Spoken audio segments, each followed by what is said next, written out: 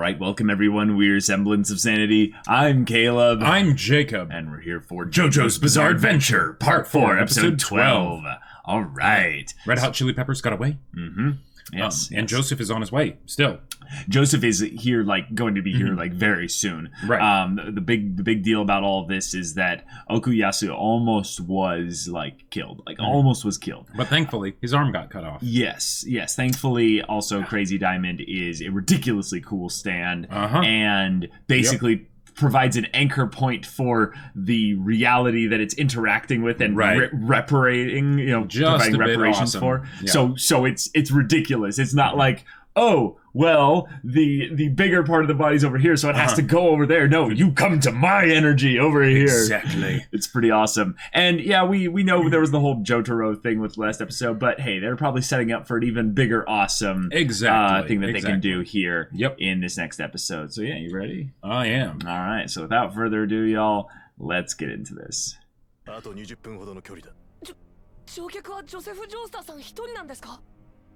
Okay, so he's arriving right now, yeah. That's right.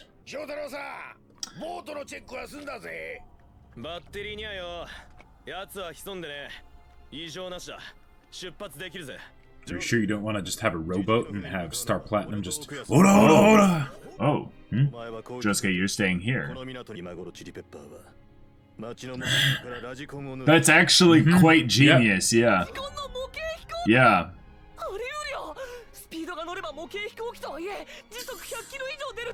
And if you provide it with a limitless energy source, then you don't have to worry about it running out of electricity.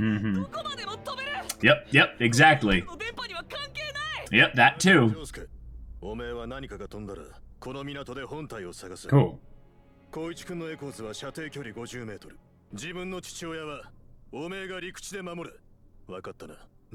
Which means you also need to somewhat follow the boat along the coastline.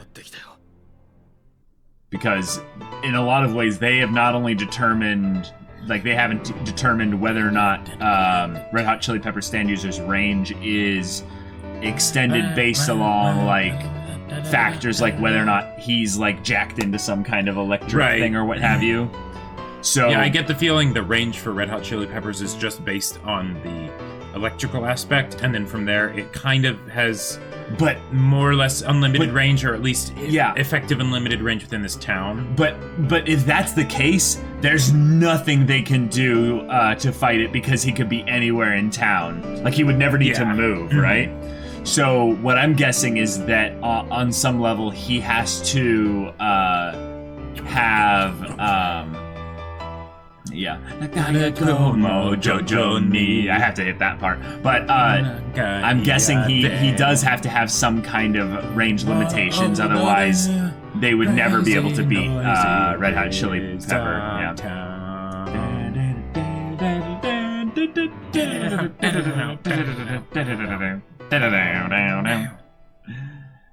Yeah, because then this whole plan with Jotaro's is basically flawed from the start. If they assume unlimited range. Zahando.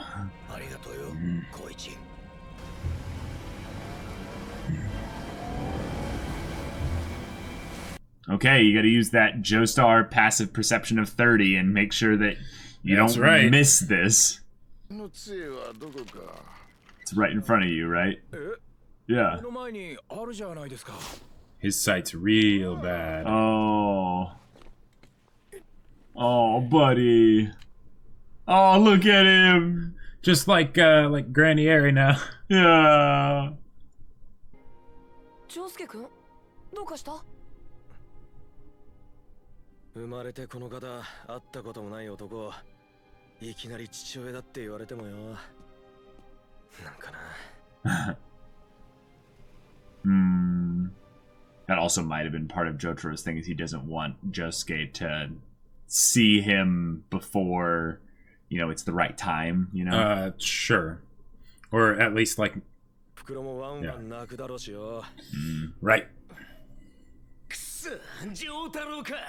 この俺の本体を探すためにお前らを残すとは。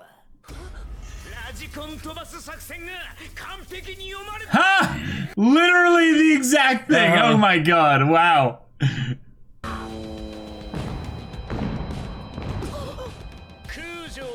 Oh my god! Yes. An electric guitar.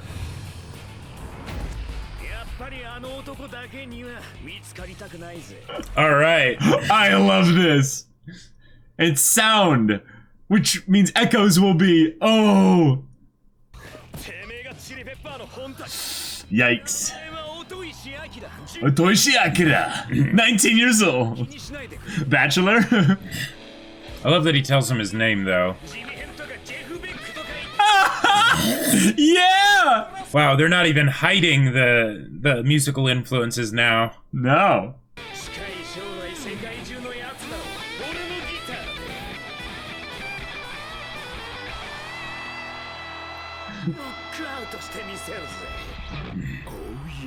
Oh yeah. Oh, really? Oh my gosh. Okay, okay. Oh, he's stalling! He's stalling! Good! Yes! Oh! Oh! Yeah! Right? The second you told me there were no rules.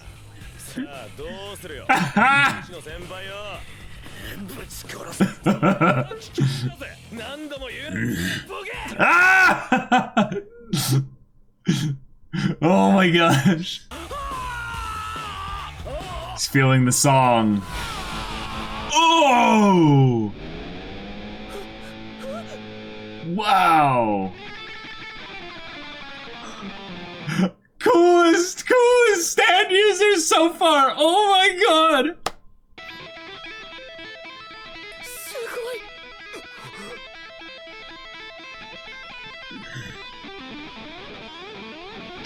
Yeah, yeah.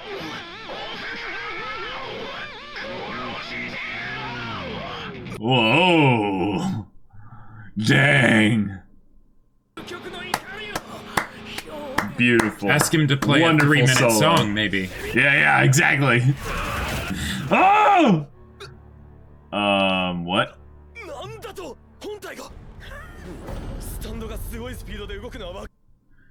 Oh, who's to say that he's actually the stand user of Red Hot Chili Peppers? Maybe he's another stand user that's helping out. Oh, what happened? You moved. You moved. Oh.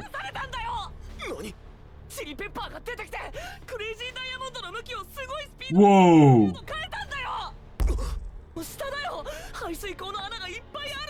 Oh, crap. Okay, okay.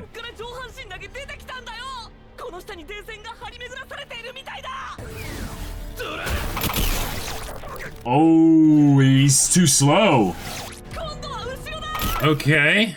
Okay, so, yeah, Josuke might be stronger, but this thing is way faster. Yeah, just destroyed the ground. Oh, crap.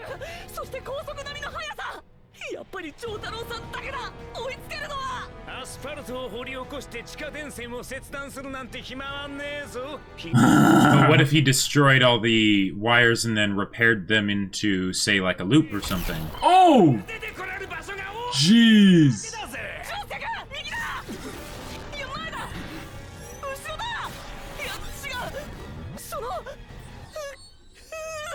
Oh, yeah, this is a problem. This is a deadly game of whack-a-mole! Yes! Basically.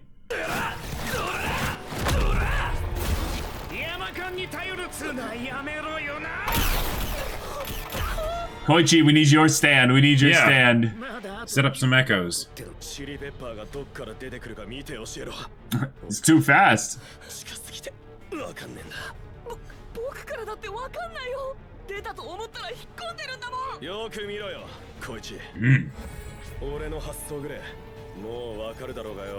Oh. He's gonna punch without looking.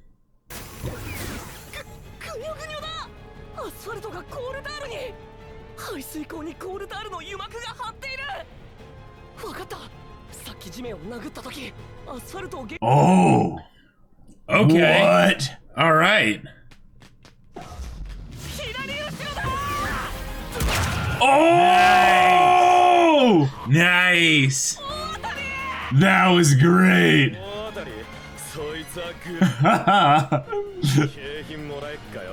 Ah.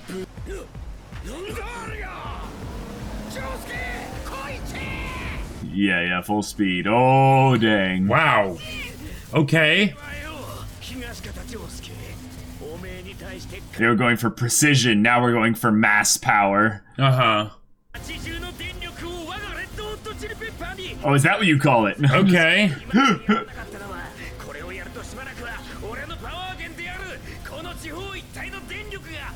Oh my gosh. Oh my gosh.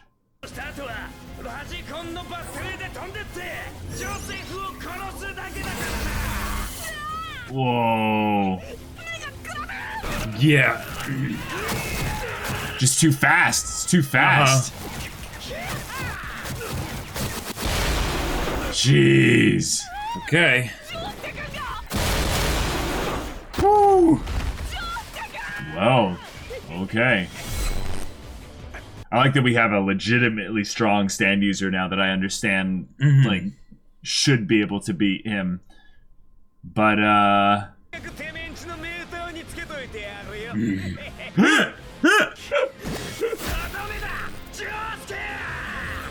and the car reforms. Yep, Rubber tires. Boom. Nice.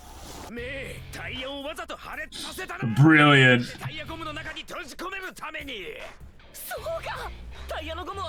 Uh-huh.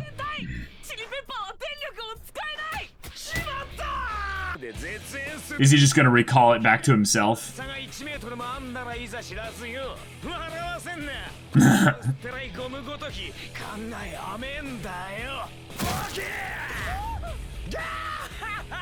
Right, Oh, still I has guess, physical yeah. power, yeah. Good point. Yeah.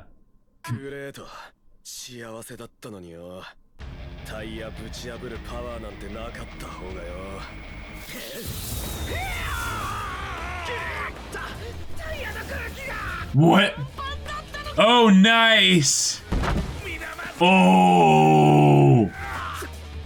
I was wondering how the water was going to interact with this, yeah. So he's just gonna disperse? Uh-huh. But could that potentially get him to the boat? Oh, that's crazy. What's happening to the stand user then?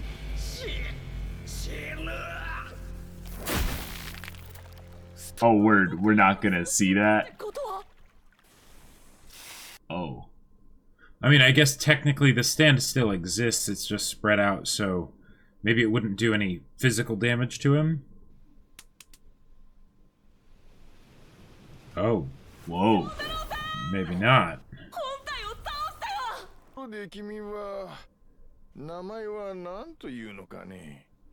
奥安っす。奥安。ジョーとは近所で俺も Me and Joe scare neighbors. スタンド使い。あスタンド使い。あ、いかんぞ。そうなのか。スタンド使いなのか。 And then he punches him. That's awfully dangerous. おそ松くん。ああ。わしが手に持っとったわ。 Wow. Oh my gosh. Wow. This is great. 荷物を運びに来た。 Oh! Oh, crap. で追われたのも知らずに16年もほっといたわしのこと。 Whoa. あ、言ってたかね。あんましよ。そういう話はしねえな。 Oh. か、話はしない。 お互い気まずいだけなんじゃないの。 I mean, that's okay. You gotta start somewhere. 出るわけじゃないんだぜ。お袋もどう思うかだしよ。大変だ。死体が。長太郎さん大変だ。音石明の死体が消えた。やつはまだ生きてる。 Oh, so he just swam over there. できる我々スピードワゴン財団のに。 Oh my god. なんだってこいつが敵です。本当か。やろう。待って。Yeah. Both of you leave. Punch them both. Bring out your stand. Whichever one can see it is the one. Yeah. Although isn't his... Oh, no way. It's still still alive. It's just super weak. Pump, pigeon, pump. Yes.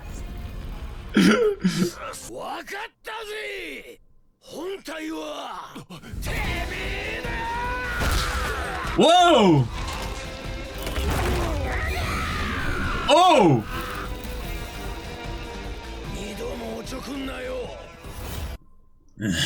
Oh, the voice. He just recognized the voice. Ah!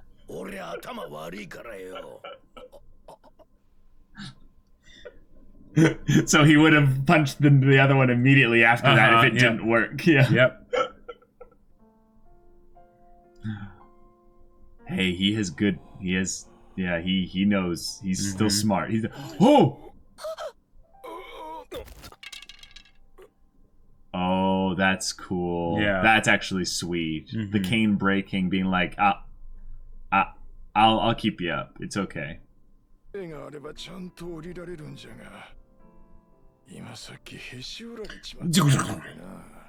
Yeah. Yeah, He good. could have repaired it. He's could repair it, but yeah.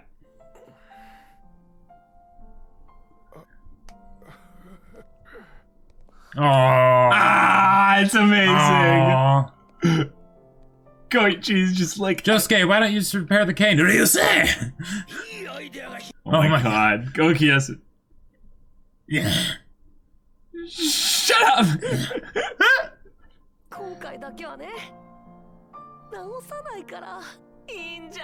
Yeah. Yeah.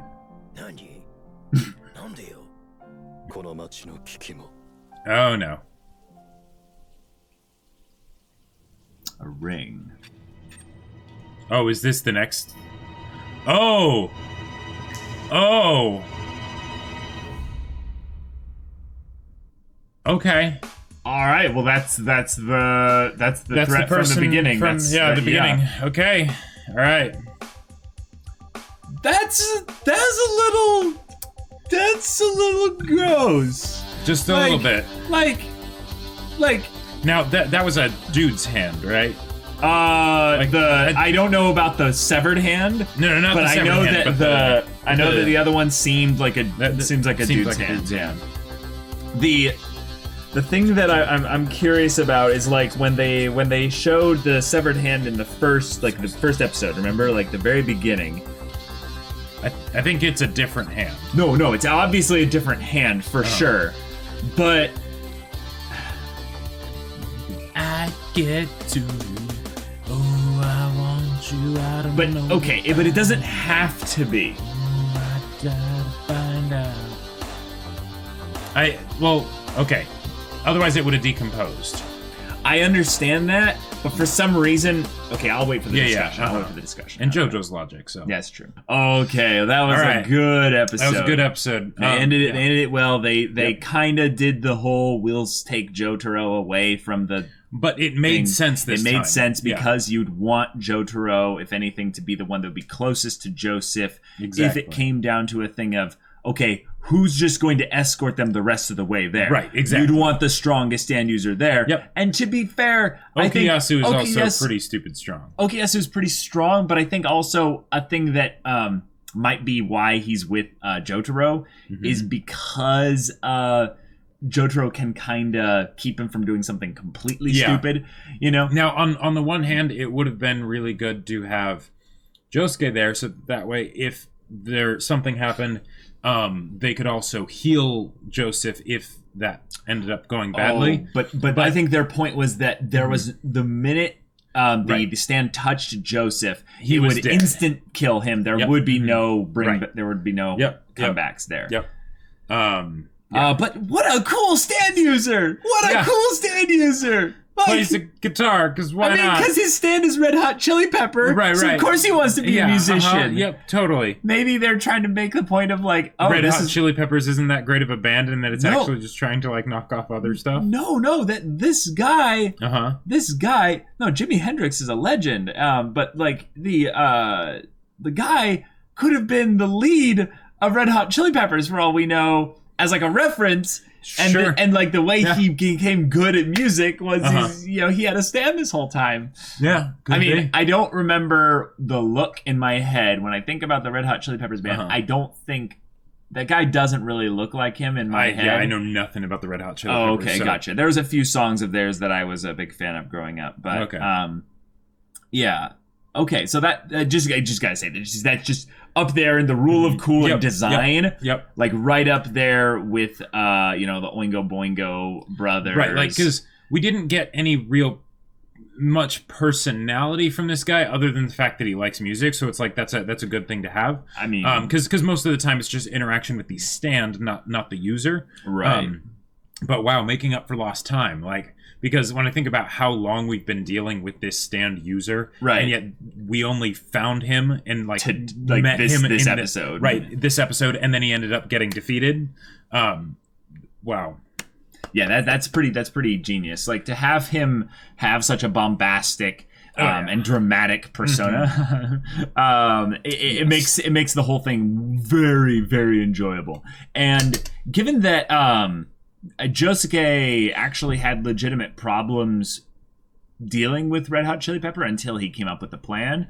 I am surprised that they didn't use Koichi in some way. But also, I remember kind of back in the Part 3 days, they had this kind of thing of where just because another stand user was there, they didn't want to interfere accidentally and cause issues. But I think it makes even more sense in this one here because Koichi's stand is not a physical stand. Like no, I mean, what you mean by that is that it's not a fighting stand. Exactly. Right. It's a utility stand, and that's not really going to help them in this situation. Right, because they already found him. He just showed up. Exactly. So your original goal to have him be the scout and find the stand user just the best thing actually that Koichi could have done here. And this would have been fighting kind of dirty, which is maybe another reason why they didn't do it, is if he went after the stand user. Right. That was my point, is that he didn't even engage in that level because I think that the minute you realize that, or the second you realize that that Red Hot Chili Pepper is faster than Crazy Diamond, you realize that engaging with a stand that is even in any level slower than Crazy Diamond, you're basically asking to get one shot by this thing there. So in some ways, it's more of a thing of like, wow, Koichi, you're lucky to have gotten out of this because you didn't reveal yourself as a threat, really. Right, exactly. Even though they probably already knew about your stand and stuff. Knew he was a stand user, but he didn't like, he was like mutually assured destruction, where it's like, okay, is the stand user vulnerable right now? Yes. Would I get absolutely flattened if I did anything and it didn't work immediately? Yeah. Then yes. Yeah. If anything, it would have been interesting to see him like attack the guitar and like, turn its sound stuff into some kind of crazy, awful sound that would make the guy be like, no! This discord within my mind! Yeah. How could you create such a horrible noise? I must rectify this. Exactly. And it like triggers his pride in his music or what have you. He's like, the only music that has come from this guitar has been from my hands. How dare you use it? How dare you make it play country? Yeah. Sure. Joseph and Josuke's reunion.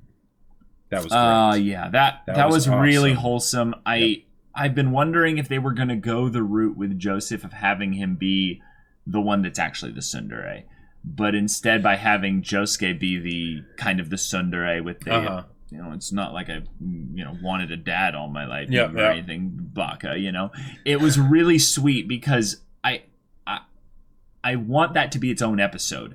I don't want to have too much basically happen here. I just want them to basically establish where Josuke's head and heart is at in this kind of really important moment in his life. Right, and this was episode 12, and the fact that they made the tie back to the villain that they showed at the beginning of the part. Sure. they could have it immediately go into the next like segment of the story, like Act 2 kind of. But they could also, because this is episode 12, a core can be 12 or 13 episodes. That I don't know if it's all from a manga, so right, and they adapt it how they adapt it, but they could potentially have an episode after this that's like a transition episode, maybe like a little bit, Joseph's here, let's have that family reunion. I think having like the first half of the next episode would make sense. I think you would get a lot out of that because one, Joseph's probably the most beloved character in JoJo's, other than maybe Speedwagon. Joseph is something really special, and to have him being brought into the story here is one, a huge plot point, because he has a stand that has basically the powers of scrying, which is it's kind busted. Of exactly what they need here. Like that's the thing the DM immediately is like, ban this spell. Ooh, I have to. All right, that's something they have. That's something they can do now. All right, crap. Yeah, I'm gonna either put some homebrewed limitations on that, or we're just gonna have to make certain things unscryable, or just make it constantly so that, moving. Right? know? Yeah. Exactly. Yeah. Yep. But okay, so Joseph is here. We have some wholesome stuff with Josuke. Okuyasu, of course, doesn't understand. Almost ruined it. The emotional context of what's going on here. I'm glad you picked it up super quickly, instantly. I liked that Okuyasu basically just rolled a 50-50 and was like, well, I'm gonna punch them all, so I'll just start with the one with the weird hair. Yep. And I wish someone would get meta with that in this universe. You have the guy who's muscly. You have the other guy who's muscly. But one of them has freakishly long purple hair. The other one has like crew cut, military haircut. Yeah, it's like I wonder which one is a, member of the Speedwagon Foundation, a professional organization. I thought they might do the thing of like they know that he's like young basically because of the phone calls and things like that and the Okuyasu? Not Okuyasu, but or wait, did they? Oh no, Red Hot Chili Pepper? Oh no, yeah, they didn't. I thought they were going to do the Red voice. Hot Chili Pepper stand. I thought they were going to do the voice because Okuyasu had encountered the stand user before and heard it talk, and the voice that came out of the stand itself is the same in terms of like vibration. I would say like there's not any distortion really from hearing it between the stand and the stand user. So I thought he would go, wait, everyone, take say. I'm not the stand user. One at a time. You. Oh, the cow jumped over the moon. The cow jumped over the moon. Yeah, the lazy fox jumped over the sleeping. What is it? The tired something. Right. Basically, you would hear the intonations, and Okuyasu would be revealed to be an audio file or something like that. That would be like the coolest random thing. And then he just goes, bah! And he just sucker punches him in the jaw so hard. But that would have been very interesting, especially considering that this is coming from a manga. So if Araki did that in the manga, that would have been even crazier. Yes. But yeah, that would have been awesome. Yes, that's a good point. The medium of manga restricts certain types of things from jumping to your mind, I would say initially as a plot solving thing, but also they just totally could have done that. Yeah, but I mean, you remember in Hunt for Red October where he's gonna go to the left, and he's like, it's like, how did you Crazy know? Ivan, yeah. He's gonna do Crazy Ivan to the left. He's like, I needed a break, and I had a 50-50. So Yep. And I love that Okuyasu caught a break then, because this was the stand user that killed his brother. So having this basically be a thing of where like, I outsmarted you. Now I know I'm stupid and I didn't figure it out, but I was gonna punch both of you. Yeah, but you didn't outsmart me twice. It was just the one time. And now I got you. Exactly. Payback. Yeah. And it feels good because one, all the Joe Bros have pretty busted stands when we look at kind of how they could use to their max potential, you know? But specifically this stand user gets brought in as like hey, this is a mid-tier serious, antagonist. Like this person could kill someone like that. Yeah. And they have. So having Okuyasu, arguably one of the, I would say, not least effective, but one of the ones that we don't expect necessarily as much from story-wise. Because he does have a kill here. Get the win. He has a busted stand. He does! He has a busted stand. In a lot of ways, like, it makes sense that that he also had to go with Jotaro because in that situation, he could have just been like, cool, I'm just going to make all of these electrical lines just not exist anymore. You know, electrical lines? All the wires running through the ground that made it able to like do the groundhog thing and whatnot. Right. I thought that was the grating. I thought it was the grates. No. He said that there was electrical lines running underneath, apparently, along with the stuff. Gotcha. So then... Right, because that's actually a really good point. I'm glad they brought up the ocean thing there because I was going to mention at some point... crazy. That was awesome. Right, I was going to mention that like this stand is limited in that it doesn't just need something that, you know, either conducts electricity or actually transmits electricity. It can't just go through things that are conductive unless they're focused, because going into the ocean essentially was just this what's the opposite of explosion? Just this, not imploding, but this basically this, it just diluted the stand. Yeah, it basically just pulled it apart. And having something like that be a thing where, you know, in nature, yes, when it's a thunderstorm, you don't go swimming because, you know, lightning strikes, you know, you could you know, get, you know, paralyzed or something. And bad stuff could happen. Generally, lightning causes bad stuff. Yes. Yeah. Especially when you're in water. Right. Yeah. Yeah. So there's that. We are building up the first antagonist that was built up. Yeah. Do we have... I think we have more of an idea of this character's personality rather than their stand actually now. Right, because... Now... Should I go back and double check, because was the hand with the ring the one that was severed, or the one that the hand with the ring was the one that was severed? Right. Okay. Cool. So I'm gonna guess that was a woman's hand. Seemed like. And it certainly seemed like a woman's ring, a wedding ring specifically, or an engagement ring of some kind. Like I believe it was a left hand, and therefore it would be. It was on either the the ring third finger. or the second finger. Should we just go back and check real quick? Yeah. We can go back and check real quick if we need to. Sure. I mean, it's... Just mute the audio. Well, I mean, you know, it's another separate track, so... Oh, right. Yeah. What is episode 12? Yeah. Let me go back okay, to so...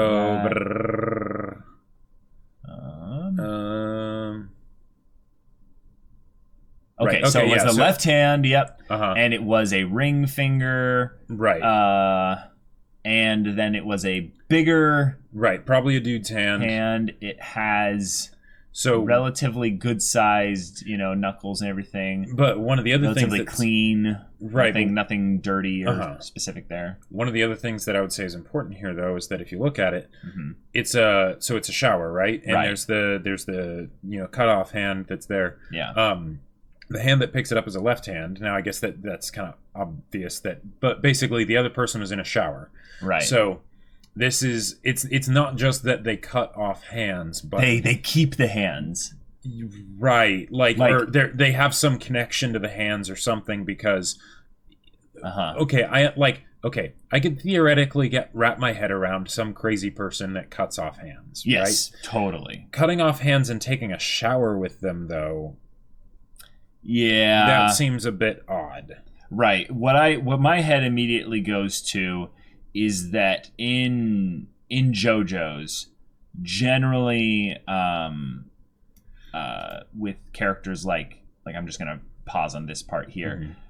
When JoJo's needed to build up Dio, they would, you know, kick dogs, right? And, you know, and kill dogs. This person's a bad guy, in case you didn't know. And then when Angelo was introduced in the beginning of part 4, he bites off the face of a dog and spits it into the guy's mouth and makes him, like, swallow it. So, like, these guys are really evil and stuff like that. But what I get the vibe from this person is that this person is, like, some kind of, like, more just kind of sadistic and cold.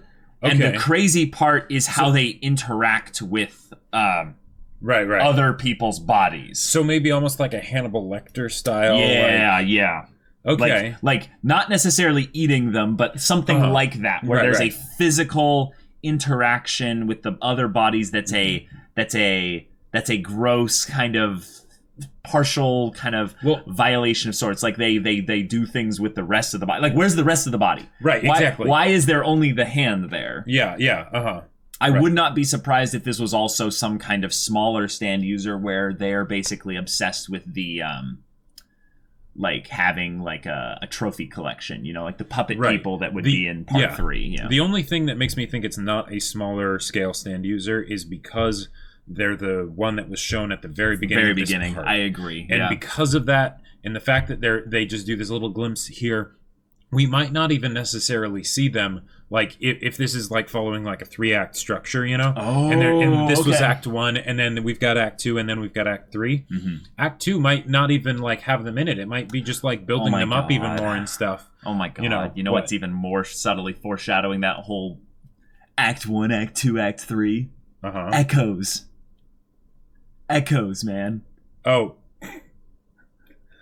He's first stage evolution, basically. Yeah, and then this is Act 2. Wow. Sure. Oh my god. Yeah. Okay, so that means that this stand user will not actually be revealed anytime soon. Right. But we will see them revealed at the end of Act 2. Or they will be more. We will see their influence and their actions more directly here. And what I'm actually really excited for is that this will turn into maybe somewhat of a mystery, because this kind of build-up here feels like a twisted Sherlock Holmes style thing of like where you have the serial hand dismemberment the person. Really quirky like bad guy where it's like, okay, they have their thing that they do. Sure. And this one basically is either obsessed with the other part of the body, or I think actually probably now that we're seeing them in the shower, and I'm thinking kind of like if they wanted to do something gross or evil, the person even grosser, or grosser or evil, basically like think of hand job. I mean, I wasn't gonna say it, but I was thinking like someone else's hand. Mm-hmm. What would you do with that? If I don't know. Were really gross. Well, I just had a hankering for hands, you know. That only besides hands eating it, yes. I think there's because showers are a place of vulnerability and cleanliness. Yeah, because they did the thing that we would expect it to be like, oh, here's a lady that's like in the shower, she's about to get killed, right? Mm-hmm. You know, and maybe it's someone we care about or something. Oh no. But then it's like, no, it's actually a hand, so this is the bad guy, right? And there is a purpose and a reason as to why the character that is alive in this shower grabbed the hand, and the hand was already separated. They were going to do something with the hand. Specifically in the shower. What are they doing with the bodies? He could just be washing the hand.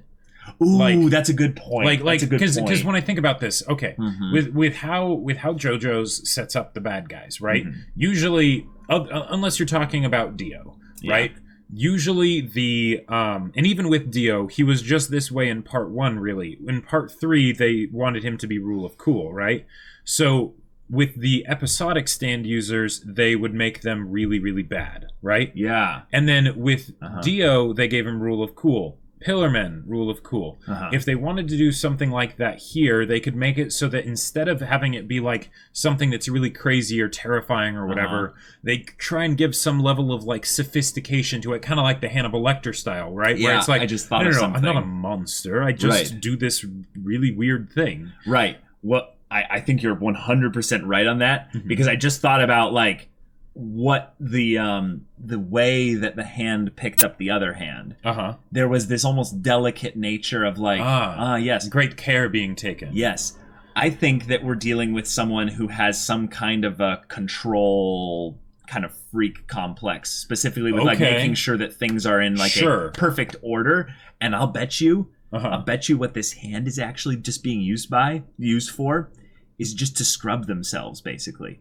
And this is weird. But they have the hand holding the soap, like they grab the hand and have the hand grab the soap. Right. And the reason why, this is something that I think will actually make this villain somewhat empathetic, is that they just want to be touched. They just want to have the human connection with someone else. And it could be also on the control freak aspect. So they have to make sure it's a measured kind of connection. Well, it's a measured kind of connection, but it's also something that they don't really get because they take it to such a negative extreme, right? Okay. So then they have these cut off hands that they use for stuff instead. I love how we're psychoanalyzing so much into this whole thing when it really could be just it could be nothing, but random. Why not? And with the shower, if the person because if the idea of cleaning, that's another thing that can go into the control freak aspect. That was my main idea reason for it. Of a sterile environment, basically, right? Mm-hmm. Yeah, I could totally see that. Also, the whole aspect of cleaning works very well into the serial killer kind of thing if you have them be specifically about cleaning up society and having a little bit of a... I thought you were going to say cleaning up after themselves so they don't leave a trail, but... That too. And it's just a great contradiction because, like, when you think about, like, killing somebody, it's like, that's the barbaric nature of that contrasted with, well, but we must have good hygiene. You know, we must properly clean ourselves. That's why, remember, we're not monsters. That's why I would much rather have a crazy, person, psycho than an actual the Joker, rather than like a sociopath Lecter. Like coming after me. Yeah. Because I wouldn't be able to see the sociopath coming. The psychopath, I'd be like, the person like drooling and stuff, you know? Wielding a butcher's knife. But like, I still get the gross kind of, kind of vibe.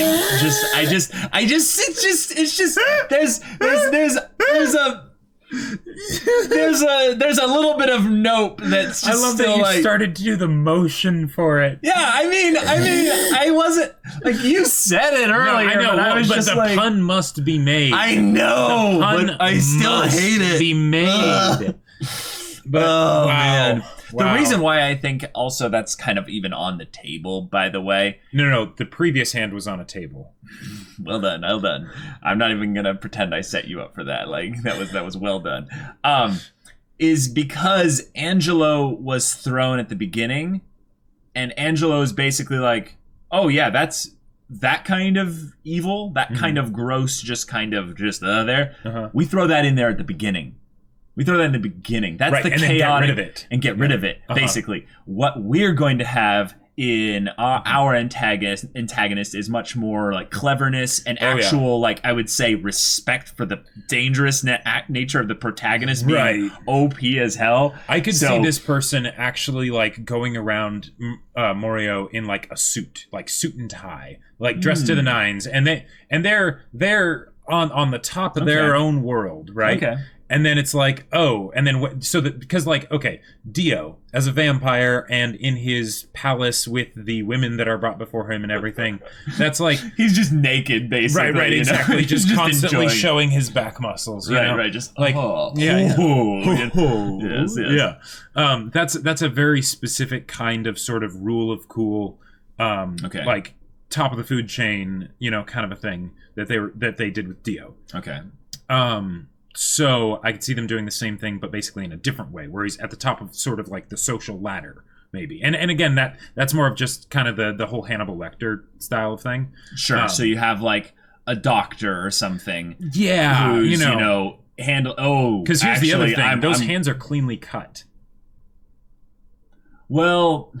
Like maybe it's just because that's easier to animate, and draw a hand that's like cleanly cut at the wrist. I think it's primarily just to add to the creepy kind of nature of this whole thing that we're just finding a hand just there. Sure. If you see it all kind of grossly like bit off or something like or that, it doesn't or whatever. It doesn't seem as scary. Right, because that's the contradiction again. Right. The shower and the everything. It's done with precision and cleanly. And I kind of like actually the doctor thing now because then they would interact, not necessarily like a mortician interacting with dead bodies, but like the doctor thing, because then they would know, like before they became a stand user, they would know like things about like the human body and stuff like that. Sure. And if they have some kind of weird fascination for hands, for instance, then maybe that developed over time because they they had to help their patients or something like that. Now, this part, this part of this part, Act 1, this was really good. But I'm really hoping that at some point this villain takes a more hands-on approach to how he deals with. All right, you're done. You I would give my hand to you, but like you don't need it. You've done your job here. It's amazing. So y'all, this has been good, and they're building up like a character that I'm really interested in. I hope actually lives up to this kind of psychoanalysis that we're doing here. Yeah, that would be really cool if we were on point with it. It could be just next episode's villain. Yeah, like we try to keep a finger on the pulse, but sometimes there's just nothing there, you know. And yeah. But y'all, if you want to see the next episode's reaction and discussion right now, go check out the link in the description below for our Patreon. You can get on early access there. You can watch full-length reactions there, and all this comes with Discord access, so you can chat with us about stories or just hang out in general and chat about whatever. And if any of that interests you, we'll see you there. But until then, we're Semblance of Sanity. I'm Caleb. I'm Jacob. And we'll see you all next time.